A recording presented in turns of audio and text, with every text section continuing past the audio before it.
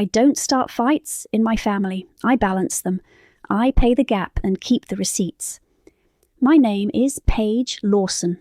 I'm 29, a payroll specialist who lives in a one-bedroom 10 minutes from my parents' place. I like numbers because they don't argue. My sister is Vienna, 33, loud when she feels ignored and quiet when she's planning something. My brother is Caden, 24, easy to like until the bill shows up. Mum is Patricia, 59, soft-voiced and fixed income. Dad is Daryl, 61, seasonal hours and pride. Vienna's boyfriend Tyson is 34 and always has a take. Aunt Daria, Mom's sister, is 57 and only trusts paper. The folder with my spreadsheets is ugly on purpose. Craft paper, no label. Inside are 2 years of line items. The family phone plan when someone forgot.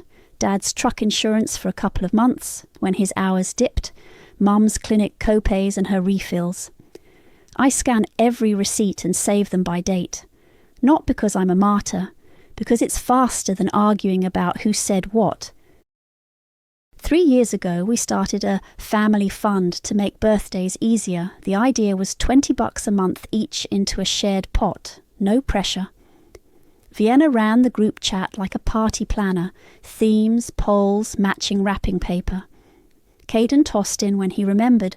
I kept the actual payments current because late fees bug me more than they bug anyone else. It's 2 days before Christmas, a little after noon, and I'm packing a tote for Mum's house. HDMI cable, because Dad's TV needs hand-holding. 3 sleeves of cinnamon sticks for the cider.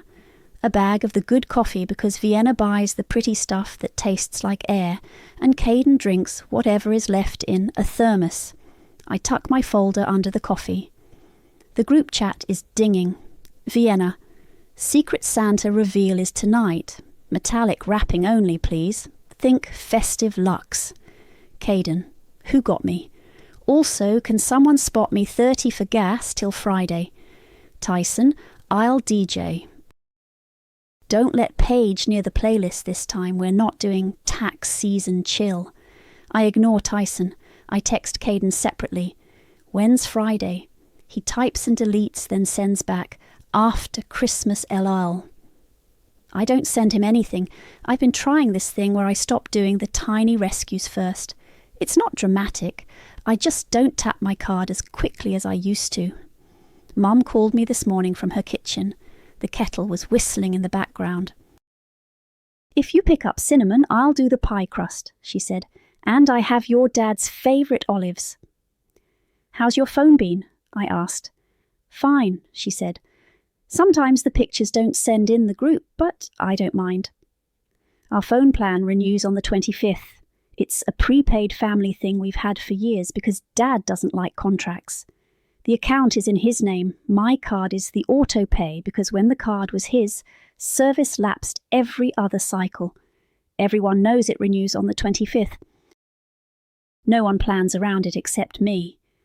The storage unit auto-debits at month end. It's on my card too. 10 by 10 out on Route 6, the one with the dented roll-up doors and the hand-painted sign. Most of the unit is Vienna's seasonal stuff, bins of autumn garlands and a fake tree, and Caden's old gaming consoles he might sell. Dad's toolbox is there because he ran out of room in the shed. I put it on autopay after the manager called me last winter about a decline, and Mum cried at the thought of losing Christmas. I thought I was buying time. Dad's truck insurance is the one I hate paying. Not because of the amount, because of the look on his face when I tell him it's covered. He always says, I'll catch up next month. Sometimes he does, sometimes he doesn't. I drive over early so I can set the TV up before everyone arrives. Mum meets me at the door in slippers and a sweater that smells like clean laundry. The house is a small brick ranch they've had since I was in 6th grade. The couch sags in the middle. The ornaments are the same ones we've had forever. You didn't have to bring coffee, Mom says, taking the bag like it's heavy. I like this one, I say. It makes the whole house smell good. Dad hugs me and goes back to frowning at the sports channel. HD, whatever needed, he asks. I brought the cable, I say, already kneeling behind the TV stand. Dust puffs out. I sneeze. We're a 15-minute drive family. Close enough to help. Close enough to get on each other's nerves. Vienna shows up an hour later with a tray of cookies and lashes that could dust a shelf. Tyson trails her loud and helpful for 5 minutes, then parked on his phone. Caden comes last, hat crooked, grinning like the joke is already told. He bumps my shoulder. "Hey, finance department," he says. "You look broke in that sweater." "Hi, Caden," I say, and click the HDMI into place. "Where's the family fund envelope?" Vienna asks Mom, like she's running a show. "I want to make sure we're up to date before we draw names." Mom glances at me. I nod. The envelope has been empty more months than not. Vienna likes the idea of the fund. She doesn't like the ledger that comes with it. We set food on the counter. Dad opens the olives. Tyson talks about a New Year's party at a bar I've never heard of. I line the cinnamon sticks in a mug and think about how many times I've said yes because it was easier. This year, I'm doing it different. I'm not here to blow anything up. I'm here to make things simple. I'll pour coffee, smile, and only say things I can back with receipts. Vienna taps a spoon against a mug like she's calling a meeting to order. "Okay," she says, smile bright and tight. "We talked, we voted. Page is cut off, no gifts, no group chat, no family fund. It's cleaner." Caden laughs like it's a prank. Tyson grins and leans back, waiting for a reaction. "Good," I say, and keep pouring coffee. My hands don't shake. Silence, then Vienna blinks.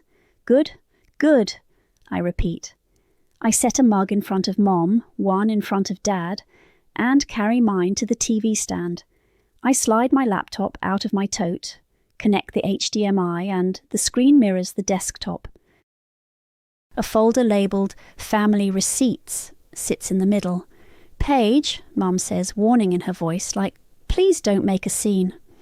"I'm not," I say. "I'm making it simple." I open the spreadsheet. 2 tabs on the bottom, ledger and backup. The ledger fills the TV, dates, payees, amounts, notes. At the bottom, in a cell shaded light grey. Total 2,184. "What is this?" Vienna says, flat. 2 years, I say. Phone plan gaps. Dad's truck insurance the months it would have lapsed. Mom's clinic co-pays and prescriptions. It's not every bill you've ever had. It's just the difference I covered when the family fund didn't. "You kept track," Caden says, defensive rising. "That's weird."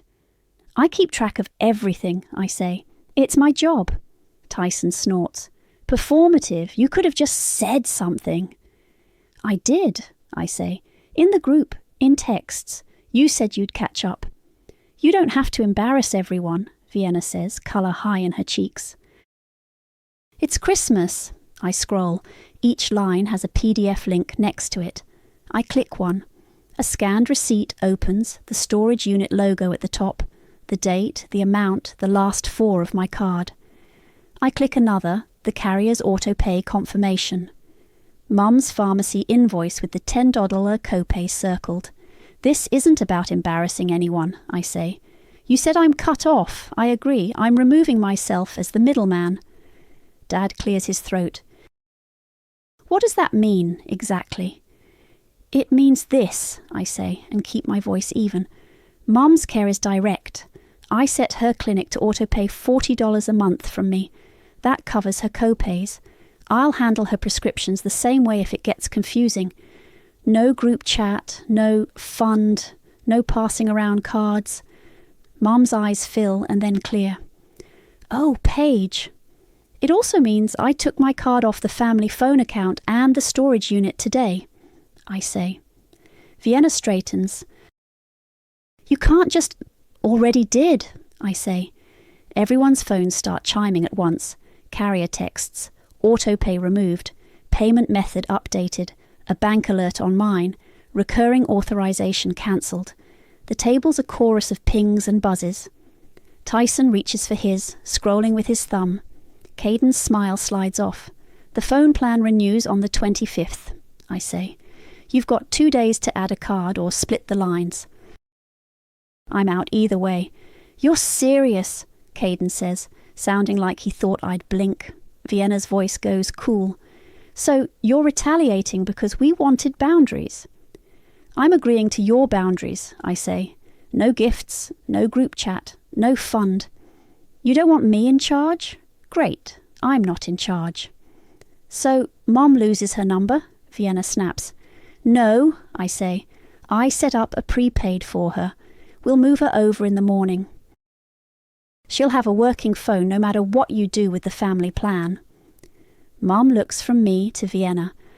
I don't want to be in the middle. You're not, I say. Your clinic is paid directly. Your phone will be separate. If anyone needs me, use Mom's phone. Don't text me from 3 different numbers asking for gas money. Caden groans. I asked once. I look at him.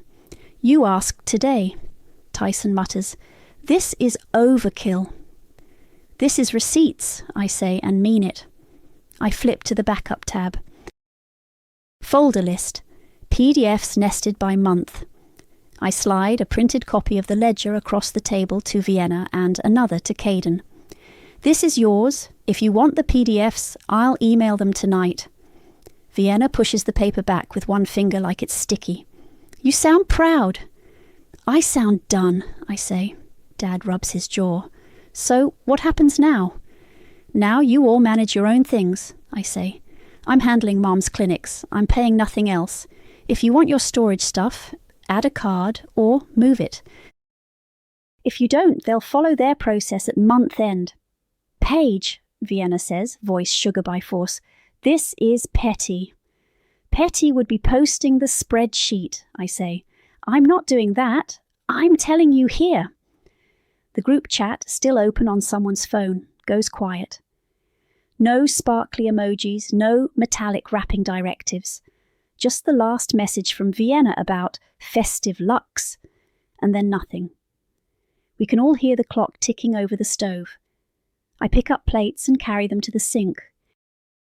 Warm water, a little dish soap. My shoulders drop. You wanted independence, I say over my shoulder, not sharp, just clear. This is what it looks like.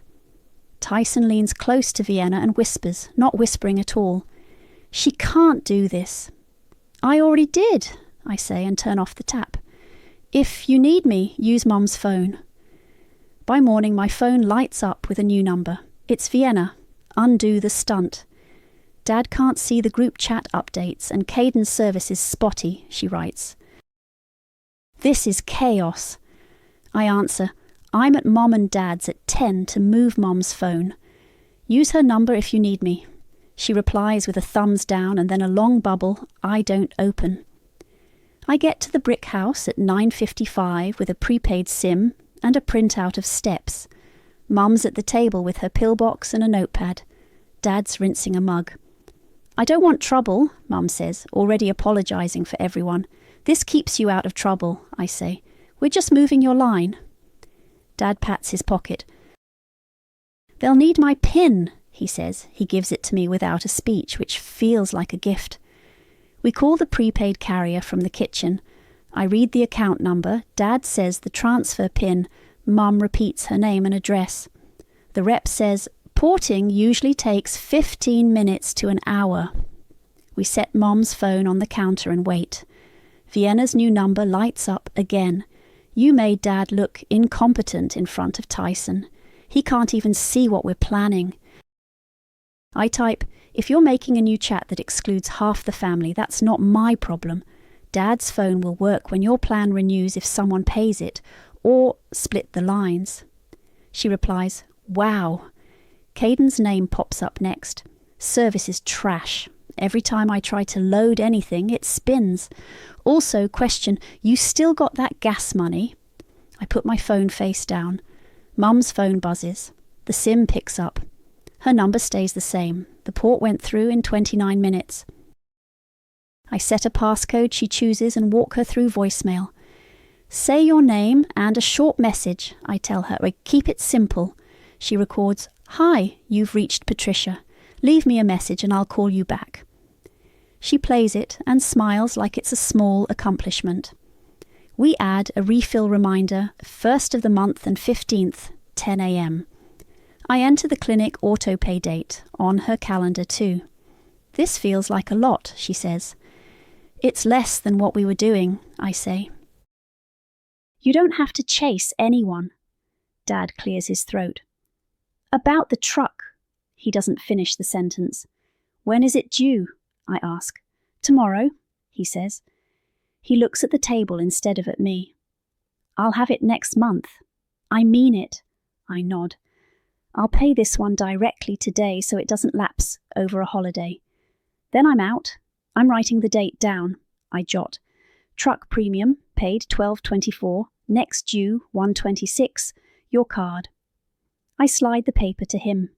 He reads it, folds it once, slips it in his wallet. "Thank you," he says.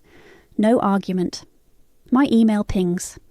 The storage facility, important account update, auto-pay removed, payment due 12/31 to avoid late fees. After that, lien process per contract. I text Vienna and Caden in a group thread where Dad isn't included.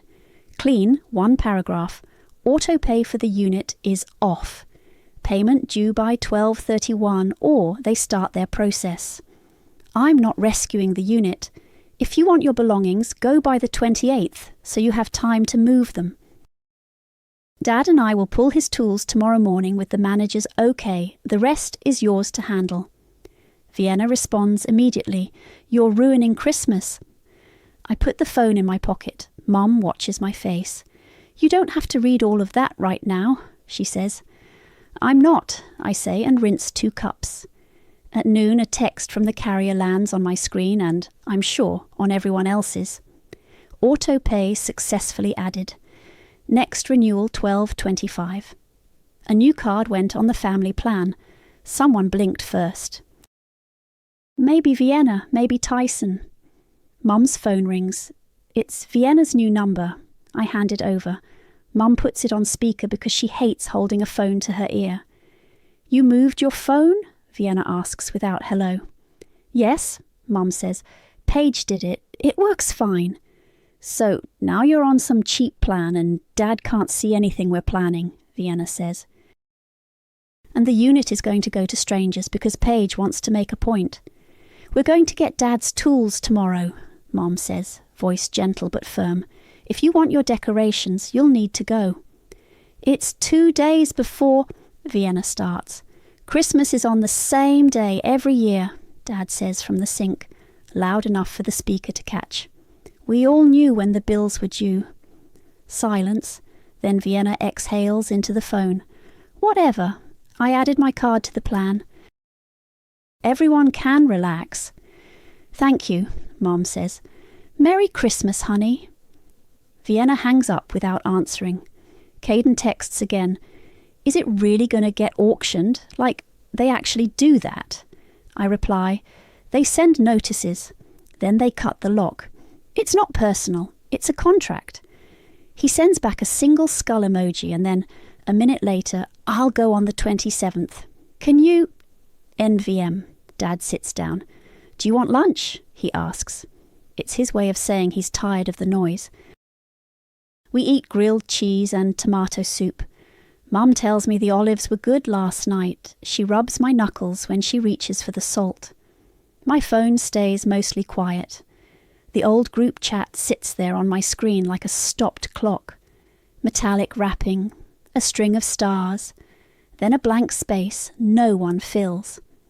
When I leave, I tape the insurance note to Dad's fridge with a magnet shaped like a strawberry. I kiss Mum's cheek. "If you need me," I say, touching her new phone, "call this." "I will," she says. "Drive safe." Outside, the air smells like cold tin. I sit in my car, add one more line to my ledger. Truck premium, policy number, confirmation number, and close the folder. The list is getting shorter. The day feels bigger. 2 days later, Vienna texts a time like it's a calendar invite, family meeting, mum's at home, be there at 6. I get there at 5:50 with a manila envelope and a grocery bag of leftovers Mom asked me to take. The house smells like nutmeg and pine sol. Mum is smoothing the same throw pillow over and over. Dad's in his chair with the news on low. You don't have to host this, I tell Mom. It's my house, she says. I can hear better if it's here. Vienna arrives exactly at 6 with Tyson attached to her side. He perches on the armrest, phone in his hand like a prop. Caden comes in last, jacket unzipped, cheeks red from the cold. Okay, Vienna says, standing like a presenter. We need to talk about the stunt on Christmas Eve. I moved Mum's phone on Christmas Eve morning, I say, and we pulled Dad's tools yesterday at 8, with the manager's code. No stunts. Tyson barks a laugh. You had the nerve to call the storage place on Christmas? I called on the 24th, I say. He left a note on the account and a gate code. We were in and out in 15 minutes. We took what Dad owns. The rest is on you. Vienna's eyes flick to Dad. You went along with this. I went to get my tools, Dad says. They're mine. Vienna inhales, then smiles like she's about to sell us a candle. I'm going to say what we're all thinking. The spreadsheet was performative. You've been keeping receipts to lord it over us. Caden nods. A real sister would have just asked for help. I did ask, I say, for 3 years, in the chat. In texts. The family fund was supposed to be simple. It turned into me fixing declines and pretending it was fine.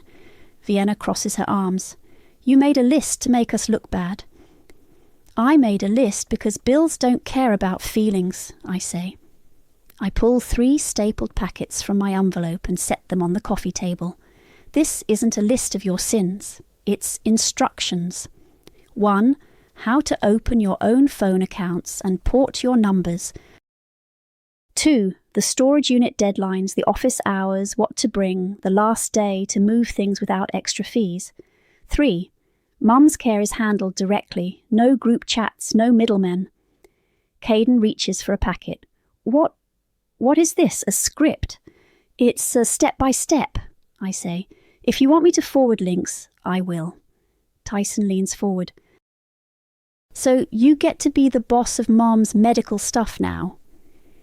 I'm paying the clinic $40 a month on autopay so she doesn't have to choose between refills and olives, I say. That's it. She doesn't want her logins passed around. I'm not in your way. Mum clears her throat. I asked Paige to keep it simple. I get confused in those portals. Vienna flips a packet open, sees the carrier instructions and lets it flap shut. This is ridiculous. Dad rubs his temples with 2 fingers. Caden, you got gas money to get to the unit? Caden stiffens. Why is that my problem? Paige changed the system. There wasn't a system, I say. There was me and my card. Caden glares at his shoelaces. I can't get out there until the 27th. I've got stuff. The unit's paid through the end of the month because of the grace period, I say. If you go on the 27th, you can still move your things. After the 31st, they add late fees and start their process. That's what the note says. I tap the page. Bring a lock if you split it. Vienna takes her copy and slides it back to me with 1 finger. Are you enjoying this? Because it seems like you are. I'm not, I say. I'm done managing a fund no one respects. Tyson scoffs. She likes being in control. I like not getting calls from managers, I say. I like Mum's phone working. That's all. Mum's new phone buzzes on the side table. She doesn't pick it up. Vienna tries another angle. Dad couldn't even see the chat. We had plans. You had plans that excluded half the family, I say. Dad's phone works now because you added a card. Thank you for that. Silence. The news murmurs about weather. Caden finally says, quieter, What if we can't get there by the 31st? Then the storage company will follow their contract, I say. They'll send notices, they'll overlock the door. There's a timeline. It's not personal. Vienna rolls her eyes. You keep saying not personal like you didn't make it very personal. It was personal when you voted me out of my own family, I say. I agreed. I'm just making sure the lines are clear. Mum lets out a small sound, not quite a sigh. I don't want fighting. We're talking, I say. That's all. We stand to go. Vienna to the door to grab her purse. Caden to the kitchen to peek into the fridge like it'll solve anything. The mail slot rattles. A thick envelope slides onto the rug with a thump. Dad picks it up, looks at the return address. Route 6 storage, he says. He hands it to me, then thinks better and hands it to Mom. Mum opens it carefully. Inside is a white sheet with a red stripe at the top. Important lien notice and late payment reminder. She reads out loud, payment due by December 31st to avoid overlock. If unpaid, lien enforcement will begin per state statute. Estimated auction date to be determined, notice to follow. Her hands shake just a little. Vienna stares at the letter like it's theatre. They can't do that. They can, Dad says, voice flat. It's in the contract. Caden swallows. So, we really have to go. You really do, I say. I'm not the one letting it happen. Vienna slips the letter back into the envelope and clutches it like a clutch bag. Fine, she says. We'll handle it. She looks at me. Stay out of it. I'm out, I say. Call Mum if you need the office hours. Mum pats her phone like it's a small animal. The room is quiet enough to hear the clock over the stove tick to the next minute.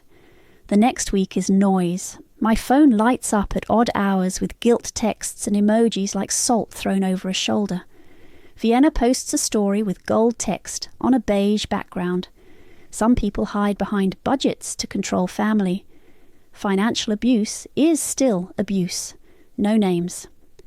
Tyson drops a comment full of clapping hands.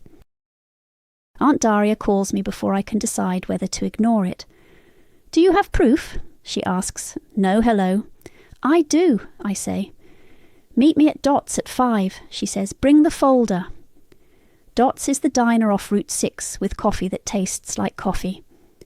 Daria slides into the booth across from me, shrugs off her coat, and taps the folder like it's a witness. I lay the ledger out. Dates, amounts, notes. The printouts of the carrier confirmations, the storage invoices, the $2,184 total at the bottom. She reads without commentary, only nodding one page at a time. You didn't puff anything up, she says. No, I say, I don't need to. She snaps the folder closed and slides it back. Then you're fine. Keep it simple. Don't argue on the internet. I'm not, I say. She looks at me like she's checking a level. You look steady, she says. Good. On the way home, Mum calls me from her new phone. My pictures won't send to your aunt, she says, frustrated. It just spins. How much data do you have left? I ask. I don't know, she says. Vienna stopped by to show me table runners and used it to look up something. Then Caden came and watched a video about a muffler. Maybe, I don't know. I exhale. I'll come over. At Mum's kitchen table, I log into her prepaid account. She has a slim talk plan with a small data add-on. The usage bar is red. You ran out, I tell her. It slows to a crawl when that happens.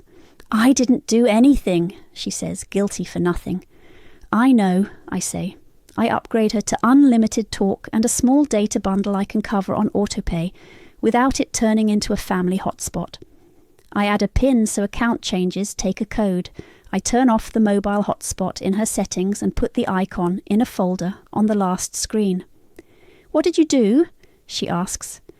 Made it so no one can burn through your data on visits, I say. If they need internet, they can use their own. She looks relieved.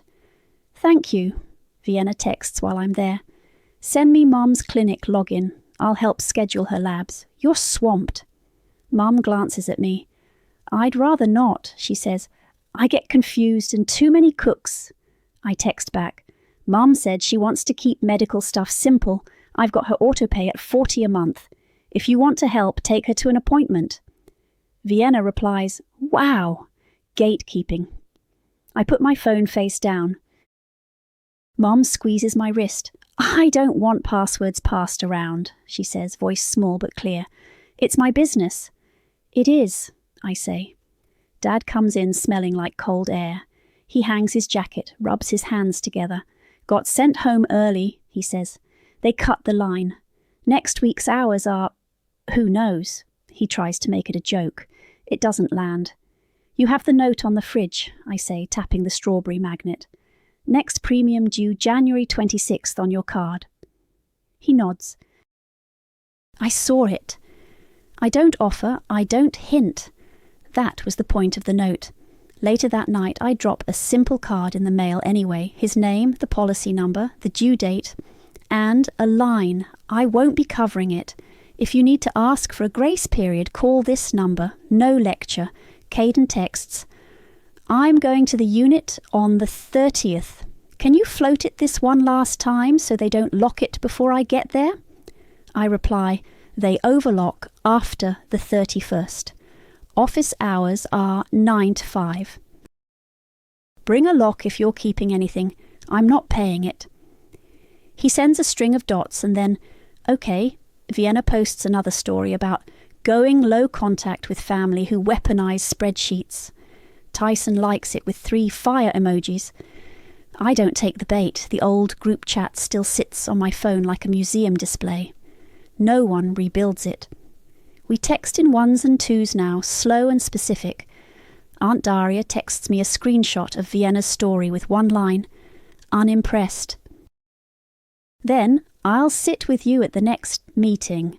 Bring extra copies. Copies of what? I text. Everything, she replies. Mom calls the next morning because her refill reminder popped up at 10 like we set it, and she wants to make sure she's doing it right. We go step by step. She reads the date on the pill bottle. I listen for the beep when the order confirms. She laughs when the automated voice says, "Thank you, Patricia." Makes me feel official, she says. At lunch, Vienna shows up with a bag of returns and accidentally hooks Mom's Wi-Fi. The data holds. She asks Mom for the clinic password again. Mom says, "No, honey, I'm fine." Vienna's mouth goes thin. "You think I wouldn't be helpful?" "I think too many hands make a mess," Mom says, surprising both of us. When Vienna leaves, she texts me, "You're turning Mom against me." I don't answer. 10 minutes later, she sends a screenshot of a meme about golden children and scapegoats. I mute the thread for an hour and scrub a pan. That night, I add to my ledger. Plan change for Mom. Confirmation number, new draw date. I print one more set of instructions for the storage unit, office hours, rules about IDs, and put them in my envelope. On the 30th, Caden calls from the unit. "Gate code?" he asks, breathless. "It's on the paper I gave you," I say. On the second page. "Oh," he says. "Found it." He hesitates. "They said Dad already took his tools." "He did," I say. 2 days after Christmas. "Okay," he says. "Okay." He hangs up. At 9, Daria texts, "I'll pick you up tomorrow for budget night. Wear something you can spill coffee on. Bring extra copies." Aunt Daria pulls up at 5:30 and honks once. I slide into her passenger seat with my manila envelope and a reusable bag with paper plates Mom keeps forgetting she bought.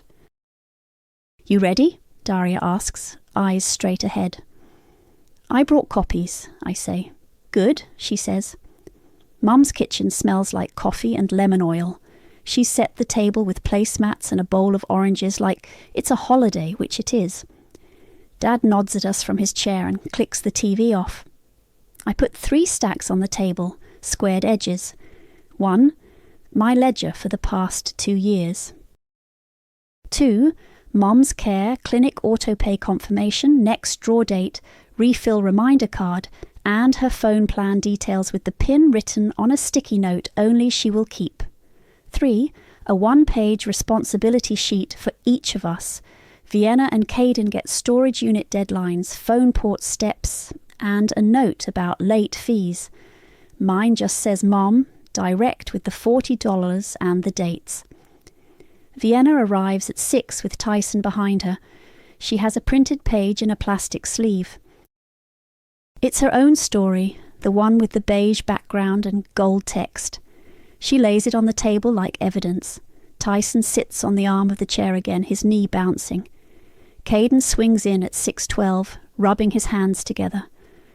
"Traffic," he says, breath fogging in the cold air he brought in with him.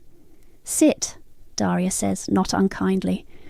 She takes the end of the table like a referee starting a clock. Vienna points at my stacks.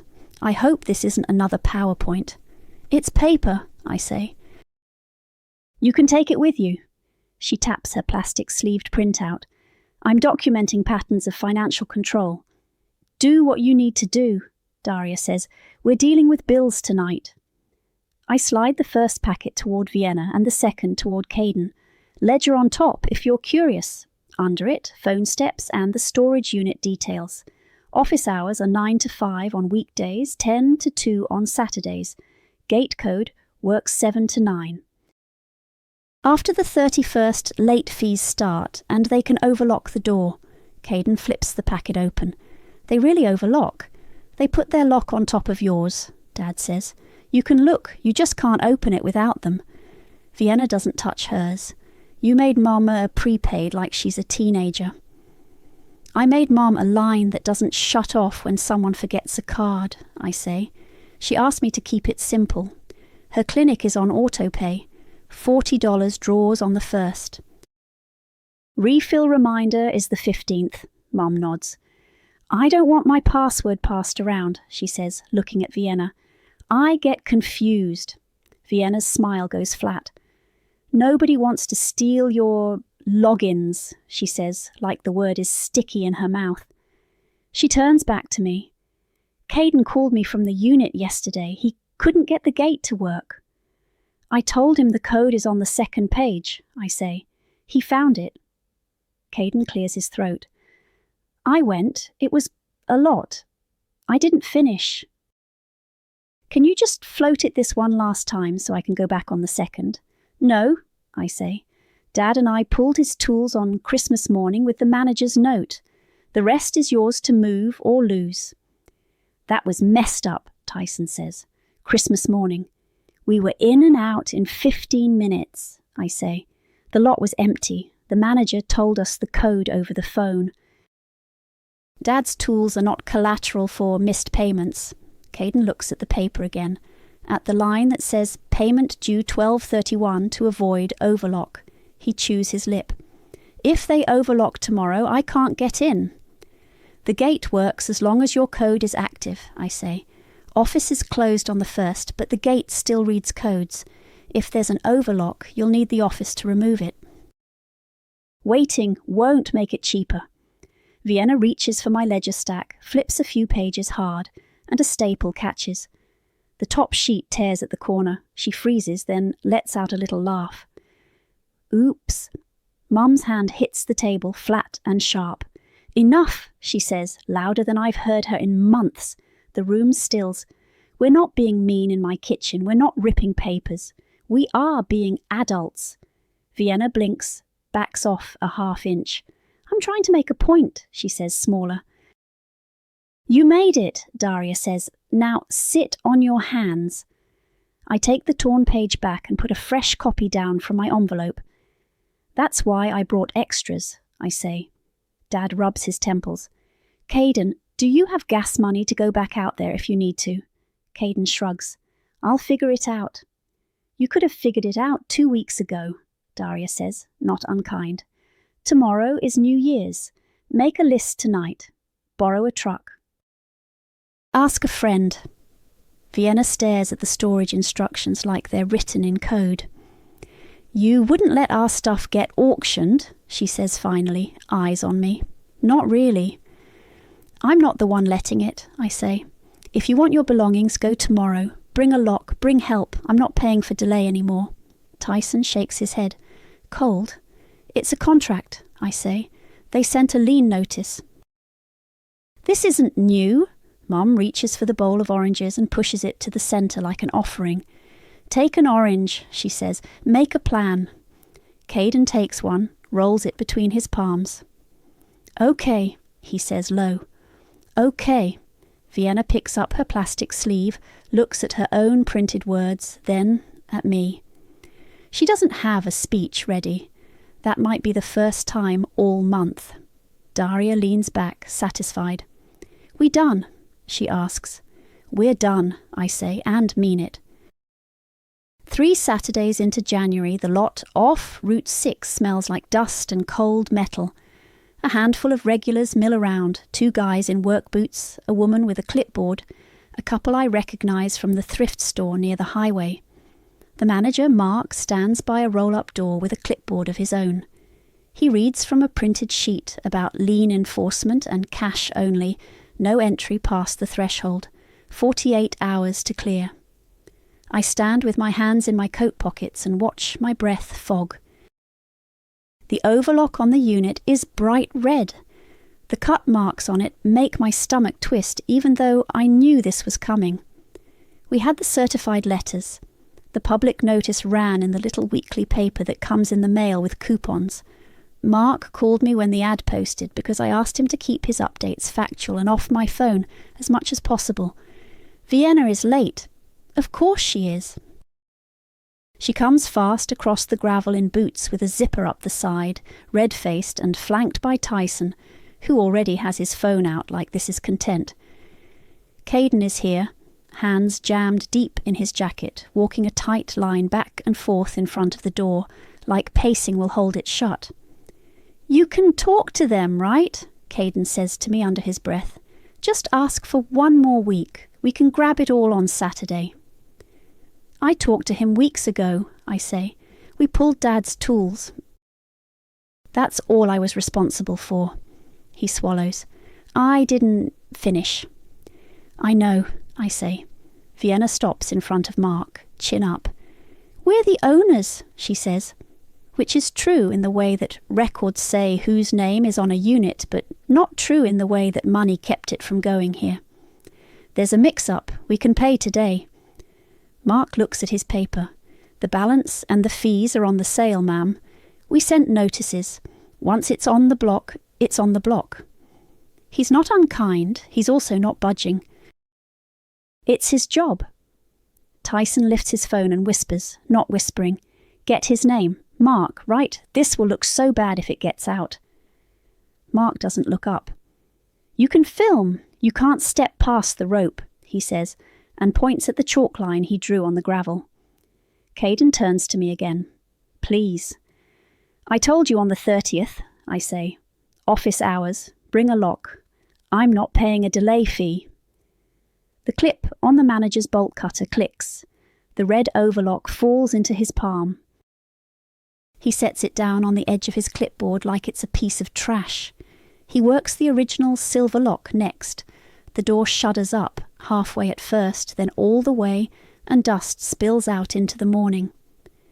From where we stand, I see the life Vienna curated for holidays stacked in bins, half-lit garlands, a faux wreath with crushed berries, a cracked mirror wrapped in a towel, 3 plastic pumpkins in a bag.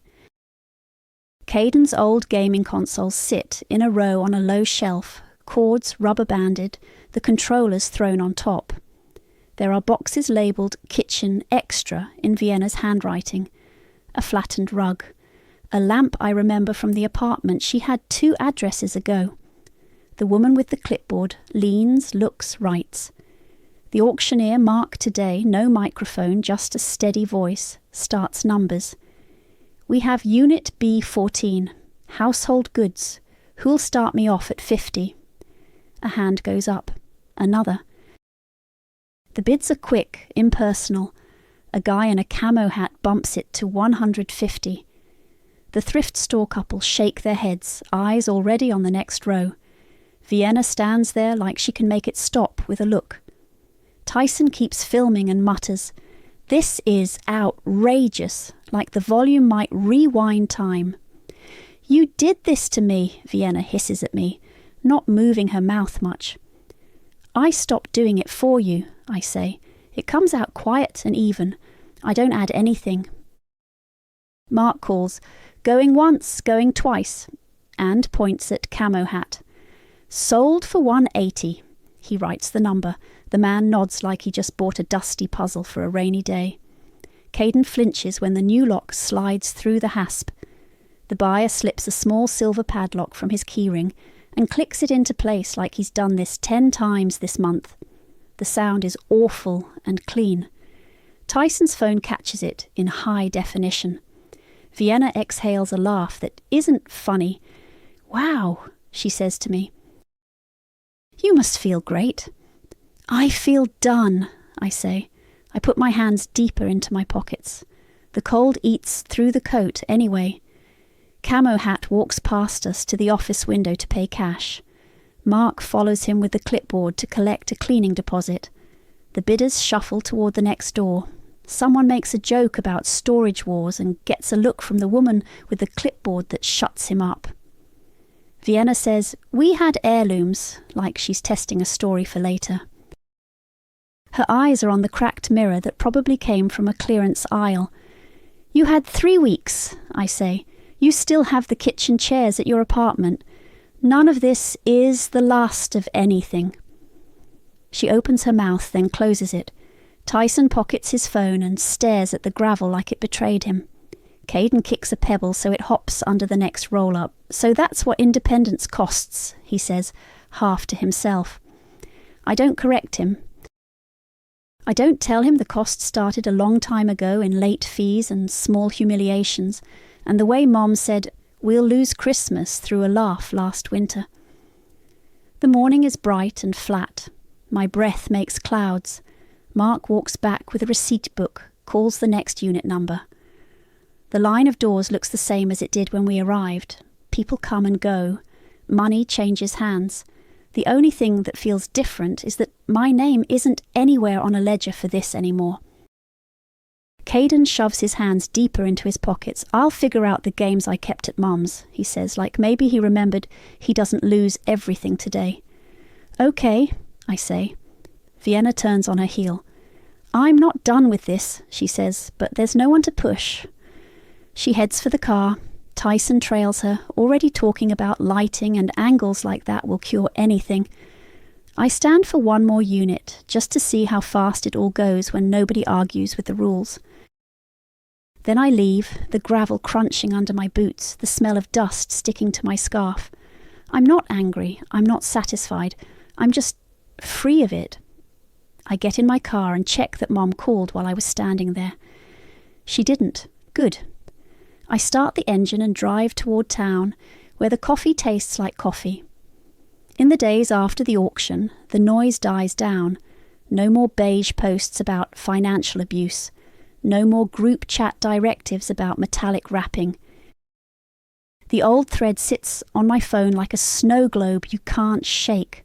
Mum's Clinic autopay hits on the first business day after the holiday weekend. $40 confirmation email in my inbox. I screenshot it and text it to our small thread with Mom and Dad. Paid. Next drawer, 2-1, all set. Mom replies with a heart. Dad sends a thumbs up, then a picture from his flip side of the kitchen, his wallet open on the counter, that strawberry magnet in the background, like proof he saw the date. I stop on my way home and buy a grocery card in Mom's name. Not huge, enough to make the month's staples easier. At her house, she slides it into an empty tea tin with a lid that burps when it closes. "For bread and coffee and olives," she says, like she's practicing. "Exactly," I say. I set a reminder in my phone to reload it on the 15th. I don't tell anyone outside the 3-person thread.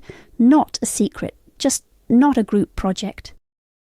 Vienna texts from her new number 2 nights after the auction. No opener, just, "I'll figure it out." "Okay," I reply. She doesn't send a follow-up or a link to anything. Later, Mum says Vienna came by with a measuring tape and a list of shelves to sell. She was busy, Mom says. We drank coffee. She didn't bring up passwords. That's good, I say. Caden calls me on a Tuesday afternoon. Not money, he says fast, like he's apologising for his own name. Help. How do I set autopay for my phone? I keep meaning to, and then I forget, and then they ding me $5. Who's your carrier? I ask. He tells me. I type up the steps while we're on the phone. Login, billing, autopay, add card. Pick the date you get paid. I text him screenshots from the carrier's help page and the same step-by-step sheet I printed for everyone at Mum's table. Pick the second, I tell him. If your pay hits on the first, give yourself a cushion. He whistles. Adulting tips. It's just a date, I say. He texts back a confirmation screen 10 minutes later with a parade of exclamation points. Thanks, he adds. Just that. You're welcome, I say. Dad's premium comes due on the 26th. I don't call to remind him. At lunch, my phone buzzes with a photo of his truck bed. The red steel toolbox sits square against the cab straps, latched, a little frost on top. Under the picture, paid. I send a checkmark back and type the policy number and paid by D in my ledger out of habit, then delete the entry. That's not my column anymore. At home, I open my ugly folder and prune.